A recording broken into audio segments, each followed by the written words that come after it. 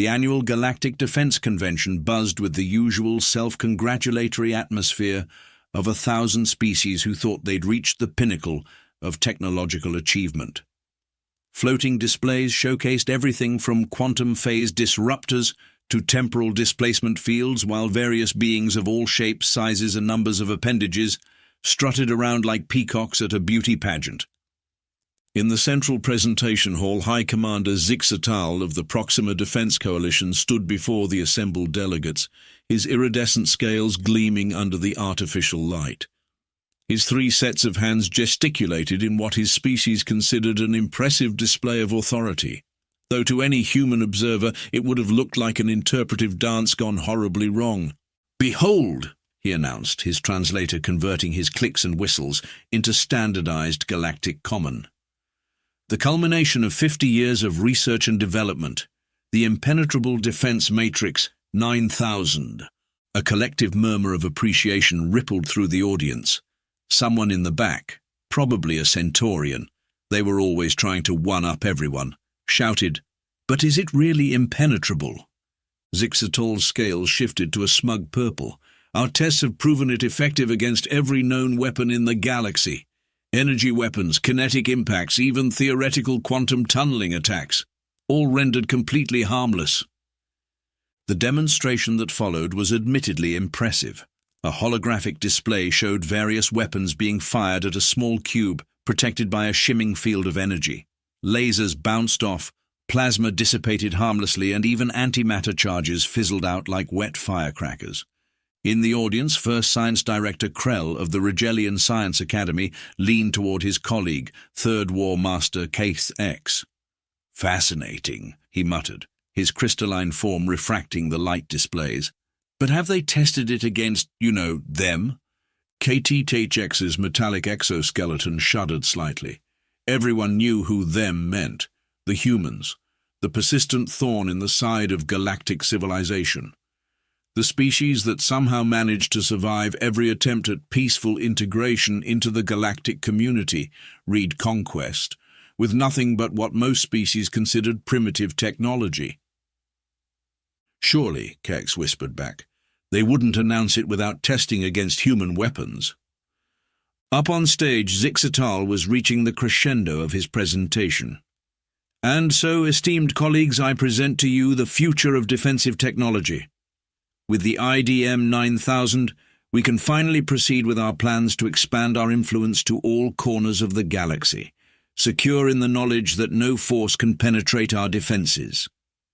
The applause was thunderous. Credits were already being transferred as species rushed to secure their pre-orders.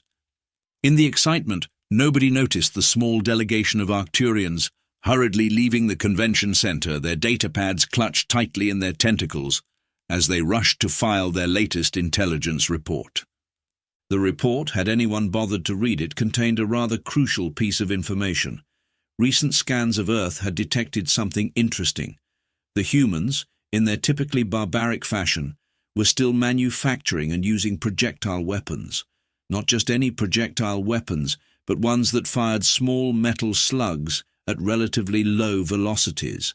The kind of primitive technology that nobody in the Galactic Defense Convention had even bothered to test against. But surely that wouldn't matter. After all, what could a simple metal projectile do against the most advanced shield technology in the known universe? As Zixatal basked in the adoration of his peers, he had no way of knowing that his moment of triumph would soon become a cautionary tale, taught in every military academy across the galaxy. A tale that would begin with a simple human weapon designated as a 9mm handgun and end with the most embarrassing military defeat since the Great Zorgax Incident of 2157, which nobody talked about anymore, especially not around the Zorgaxians. The wheels of fate were already in motion, and somewhere on Earth in a small-town shooting range, a future hero was practicing with their trusty sidearm, blissfully unaware of the role they would soon play in galactic history. First Science Director Krell, still seated in the audience, felt an unfamiliar sensation in his crystalline matrix, something the humans called intuition. Perhaps, he thought, It might be wise to hold off on placing that pre-order for the IDM 9000, just for a little while, just to be sure. He had no idea how right he was. The Proxima Defense Coalition's war room resembled what would happen if you gave 100 sugar-rushed toddlers free rein in a computer store, then added some floating holograms for good measure. Tactical displays cluttered every available surface, while AI interfaces chirped updates in an endless stream of information that would have given even the most caffeinated human intelligence analyst a headache. High Commander Zixatal stood before his assembled war council, his scales now a confident gold, as he reviewed the historical footage of previous attempted Earth invasions. The highlights reel was, to put it mildly, not exactly the sort of thing you'd want to show at a military recruitment drive. As you can see, he gestured to a particularly explosive failure from 3 decades ago. Our previous attempts to bring Earth into the galactic fold have been less than successful. The understatement of the century, considering the video showed an entire invasion fleet being taken out by what the humans called nuclear submarines, a concept that still gave senior military strategists nightmares. Third War Master Keith Sex raised one of his metallic appendages. Perhaps we should consider diplomatic? No. Zixatal's scales flickered red momentarily. The humans have rejected 17 separate diplomatic overtures. The last ambassador we sent came back speaking in something called memes and had to be deprogrammed. The assembled council members shuddered. They'd all seen the footage of that poor diplomat attempting to communicate entirely through something called Rick Rolls and Doge speak. But now, Zixatal continued, his confidence returning, we have the IDM 9000. Our simulations show a 99.9999% success rate against all known weapons. He pulled up a new hologram showing the shield specifications. Even those primitive kinetic weapons they're so fond of won't stand a chance. A junior analyst fresh from the academy tentatively raised a tendril. Sir, have we actually tested the shields against human weapons? The room fell silent. Zixatal's scale shifted to an annoyed orange. Why would we waste time testing against obsolete technology? The IDM 9000 can stop antimatter charges. These humans still think explosive powder propelling a piece of metal is cutting-edge warfare. The junior analyst wisely decided that keeping his job was more important than pointing out that sometimes the simplest solutions were the most effective. He made a mental note to update his resume, just in case. The invasion plan was simple enough: land on Earth, activate the shields, and wait for the humans to realize resistance was futile. They'd calculated it would take approximately 6 hours for Earth's military forces to exhaust themselves against the impenetrable shields. Then would come the standard surrender demands, followed by the usual integration procedures. Step 1. Convince humans that reality TV was actually a form of mind control, which surprisingly wasn't far from the truth. As the War Council concluded, First Science Director Krell, who had been quietly observing from a corner, approached Zixatal. Commander, might I suggest we at least run a few basic tests? Nonsense. Zixatal dismissed the concern with a wave of his upper right hand. What could possibly go wrong? These are humans we're talking about. The same species that still finds videos of small felines amusing. Krell's crystalline structure dimmed slightly. That's precisely what worries me, sir. They're unpredictable. Unpredictable or not, they're about to learn that their primitive technology is no match for our advanced shields. Begin the deployment. As the invasion fleet prepared for departure, that same junior analyst was frantically typing out his resignation letter. He'd done some calculations of his own, and something about the shield's resonance frequencies kept bothering him. But surely the High Command had thought of that, right? The fleet launched with all the pomp and ceremony one would expect from a civilization that considered itself the pinnacle of evolution. Thousands of ships, each equipped with the latest IDM 9000 shields, jumped into hyperspace, their commanders confident in their impending victory. None of them noticed the small notation in the shield specifications manual, buried under thousands of pages of technical jargon. Note: Shield effectiveness may vary when exposed to non-standard kinetic impacts in the subsonic velocity range. But who would use subsonic weapons in this day and age? The invasion of Earth began on a Tuesday, because even alien species had figured out that Mondays were universally terrible for any major military operations. The massive fleet emerged from hyperspace in a display that would have been considerably more impressive if half the population hadn't initially mistaken it for a viral marketing campaign for the latest superhero movie. High Commander Zixatal's flagship took position over what his intelligence officers assured him was a strategically crucial human settlement called Cleveland.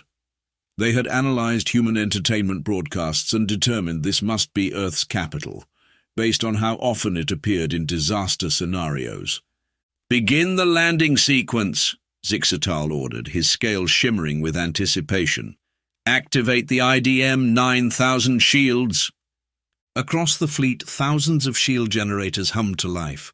The familiar shimmer of the supposedly impenetrable defense system enveloped each ship, creating a spectacular light show that immediately went viral on social media. "Are we being invaded" was trending within minutes, right alongside "cool alien lights" and "this better not delay brunch." The first sign that things might not go according to plan came when a small contingent of human law enforcement officers approached the initial landing zone. The aliens had expected tanks, missiles, or at least some sort of energy weapon. Instead, they got Officer Bob Johnson, who had been 2 days away from retirement, and was thoroughly annoyed that an alien invasion was messing up his paperwork. "You folks got a permit for this landing?" Officer Johnson asked, casually resting his hand on his standard-issue sidearm. Third War Master KTHX, who had been chosen as the first contact representative due to his imposing metallic appearance, stepped forward confidently. "Your primitive weapons cannot harm us. We are protected by the most advanced shield technology in the galaxy." "Uh-huh," Officer Johnson nodded, pulling out his ticket book. "That's nice. Still gonna need to see a permit, though. Can't just park these spaceships anywhere, you know. There's ordinances." The aliens were baffled. This wasn't how it was supposed to go. Where was the panic, the awe, the immediate surrender? One of the junior officers frantically paged through the Human Conquest for Dummies manual, looking for the chapter on dealing with bureaucratic resistance. Meanwhile, in the flagship's command center, First Science Director Krell was monitoring the shield diagnostics with growing concern. "Commander, I'm detecting some unusual resonance patterns in the shield matrix." "Impossible," Zixatal dismissed, watching the scene below through high-resolution cameras. "The shields are perfect. Look, that human isn't even attacking. They're just writing something on a small paper rectangle." "Sir," Krell insisted, his crystalline form pulsing with worry, "these readings suggest that certain frequencies of kinetic impact might—" He never got to finish his sentence. Below, Officer Johnson had finally lost patience with the aliens' lack of proper parking documentation. In a move that would later be recorded in both human and alien history books with vastly different interpretations, he drew his standard-issue 9mm handgun and fired a warning shot into the air. The sound of the gunshot was barely noticeable. The effect it had on the alien shields, however, was anything but subtle. The bullet, traveling at a mere subsonic velocity, struck the shield at precisely the right angle and speed to create what physicists would later call a resonance cascade failure, and what the aliens would later call the most embarrassing design oversight since the Death Star's thermal exhaust port. The shield didn't just fail, it failed spectacularly. The failure propagated through the quantum-linked network, creating a chain reaction that rippled across the entire invasion fleet. Shields flickered, sputtered, and died in a display that looked suspiciously like a cosmic light show having a seizure. In the ensuing chaos, nobody noticed the junior analyst from earlier sending a message to his fellow analysts across the fleet. "Told you we should have tested it against primitive weapons. Also, my resignation letter is attached. Good luck." Officer Johnson, completely unaware of the technological catastrophe he had just triggered, was already writing up a citation for unauthorized landing of extraterrestrial vehicles in a no-parking zone. And somewhere in the distance, a small group of humans had already started setting up lawn chairs and a barbecue grill. Because if there was one thing humans had learned from countless disaster movies, it was that alien invasions made for excellent impromptu block parties. The next few minutes aboard the alien flagship resembled what might happen if you combined a three-ring circus with a stock market crash and added a sprinkle of existential crisis for good measure. Warning lights flashed in colors that weren't supposed to exist in this dimension, while the ship's AI repeatedly announced unexpected shield failure in a tone that suggested it was seriously reconsidering its career choices. High Commander Zixatal's scales had cycled through so many colors of panic that he'd accidentally invented 3 new ones. "How?" he shrieked, all 6 hands gesturing wildly at the diagnostic screens. "How did their primitive projectile weapon do this?" First Science Director Krell, who was rapidly becoming the galaxy's leading expert in saying, "I told you so," without actually saying it, pulled up the shield diagnostics. "It appears, Commander, that the subsonic velocity of their projectile weapons created a harmonic resonance that our shields were never designed to handle. It's rather like trying to stop a feather with a brick wall. Sometimes the softer touch is more effective. But we stopped antimatter weapons, plasma cannons, quantum torpedoes." "Yes," Krell agreed, his crystalline structure pulsing with what might have been amusement. "But we never thought to test it against something as simple as a small piece of metal, moving slightly slower than the speed of sound. Rather embarrassing oversight, really. Down on Earth, things were getting worse. The humans, displaying their typical inability to take an alien invasion seriously, had turned the whole thing into an impromptu festival. Amateur videographers were live-streaming the shield failures, complete with commentary that would have made any serious military strategist cry. "And there goes another one, folks. That's shield failure number 47. Brought to you by Bob's Pawn Shop and Gun Range, where yesterday's technology meets today's alien invasion." Third War Master KTHX, still trying to maintain some semblance of military dignity, found himself facing a growing crowd of humans, armed with an assortment of handguns. Some were even pulling weapons from their vehicles, all while discussing caliber preferences like they were choosing wines at a dinner party.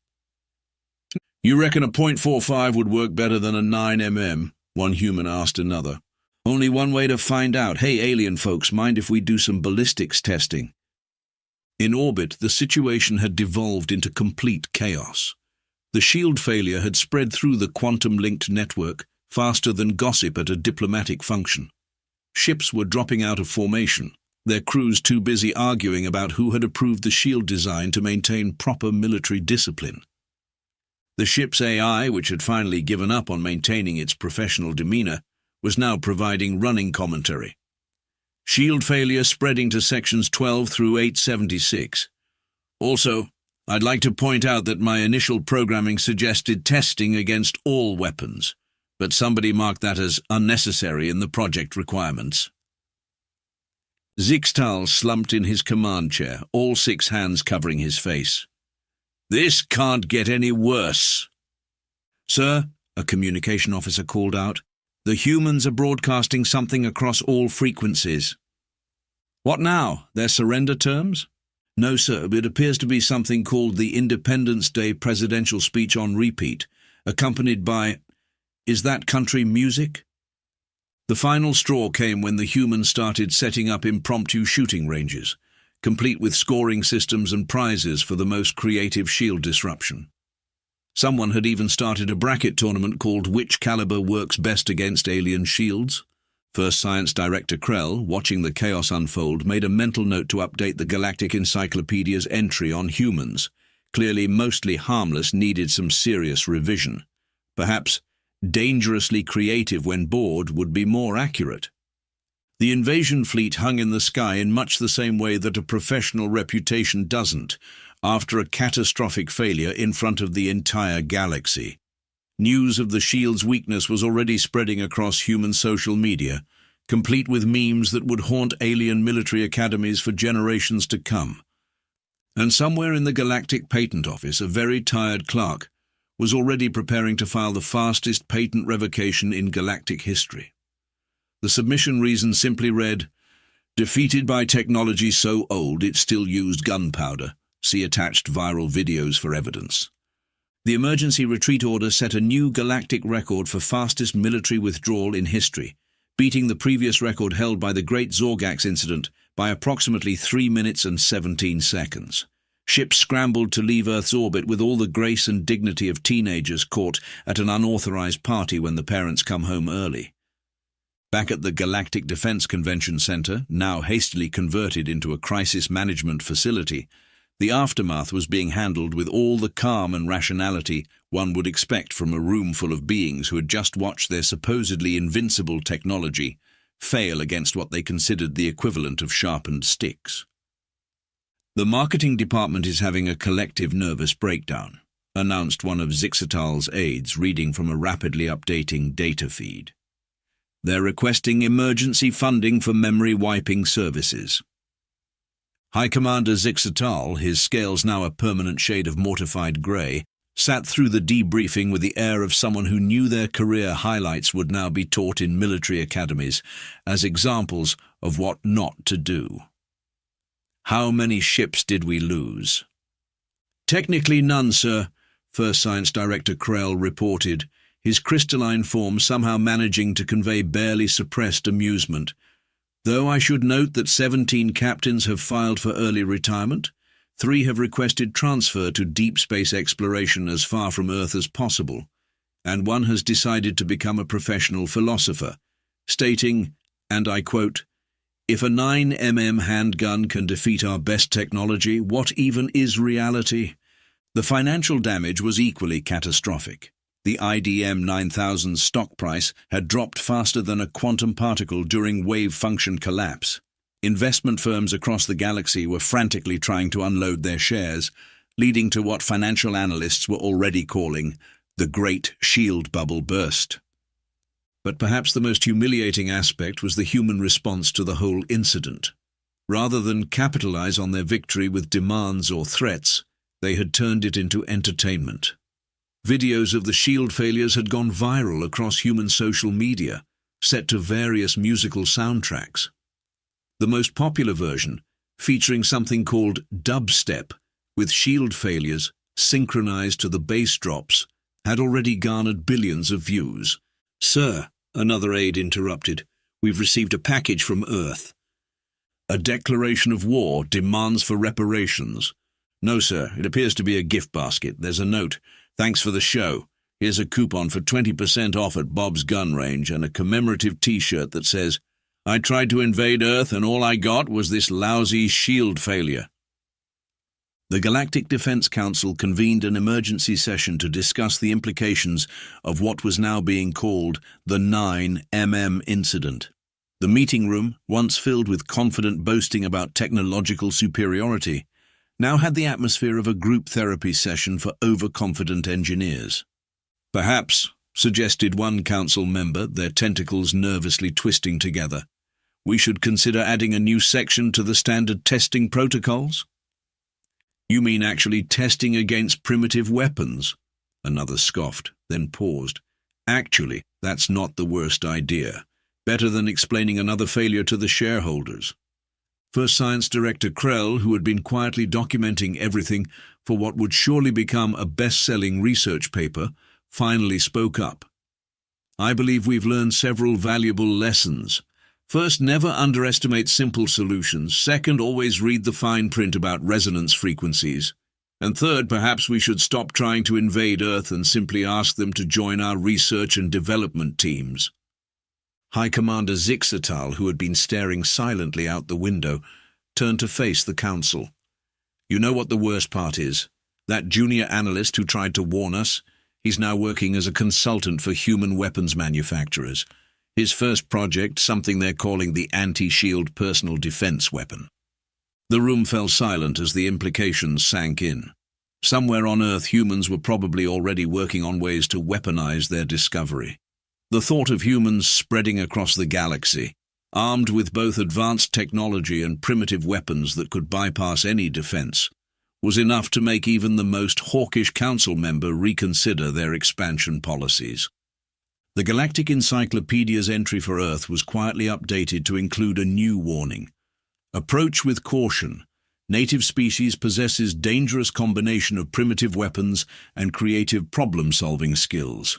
Also makes excellent coffee and surprisingly good memes. And in a small office at the Galactic Patent Office, a clerk finished processing the last of the IDM 9000 refund requests. As they stamped the final document, they couldn't help but add a personal note to the file.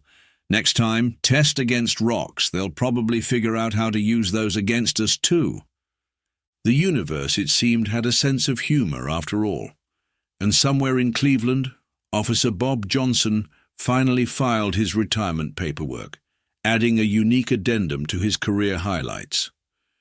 Defeated alien invasion with standard-issue sidearm. Parking ticket revenue remained within projected quarterly goals. 5 years after the infamous 9mm incident, the galaxy had changed in ways that no one could have predicted.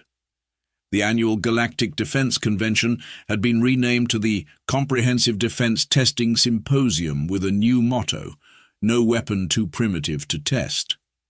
The once proud halls of the convention center now featured a permanent exhibit dedicated to the Cleveland incident, complete with a preserved 9mm handgun in a display case.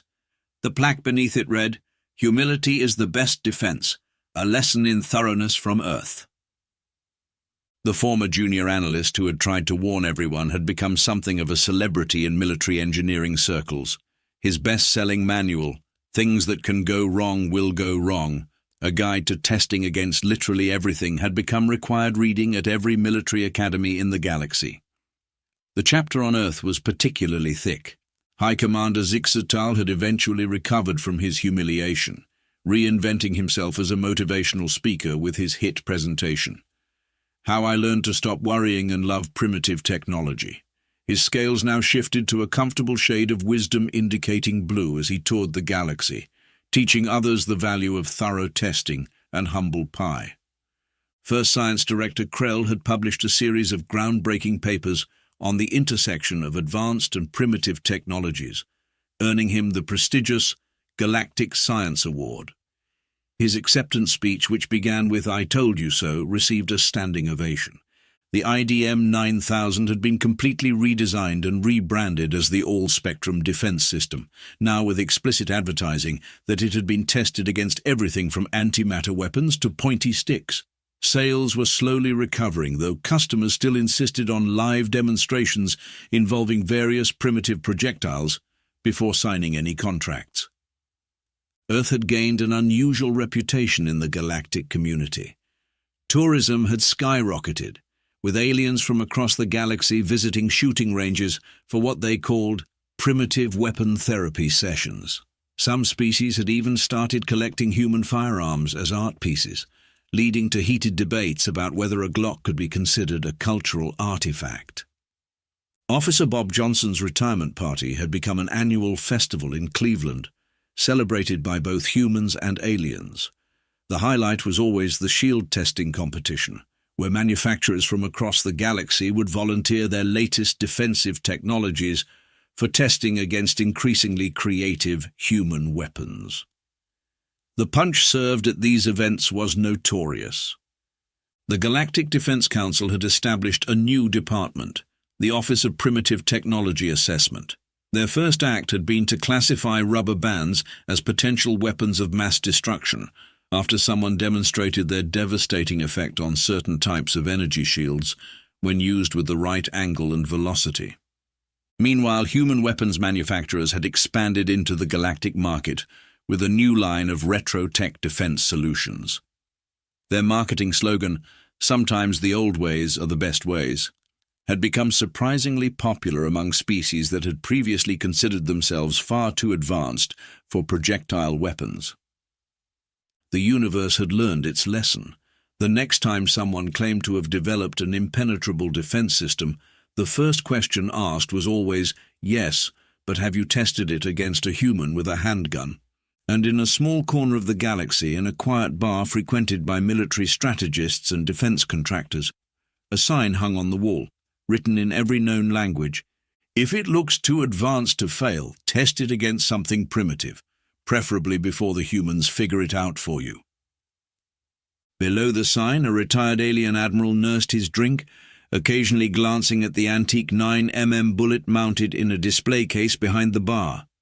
The plaque beneath it read simply, "Hubris Killer, Cleveland, Earth 2025. The bartender, a grizzled veteran of 3 attempted Earth invasions, summed it up best. You know what the humans say. Keep it simple, stupid. Though these days, we prefer to call it kinetic impact strategic superiority. And somewhere in Cleveland, Officer Johnson's old service weapon had been retired to a museum, where it stood as a testament to the day when the most advanced technology in the galaxy was defeated by what its creators had dismissed as a primitive antique.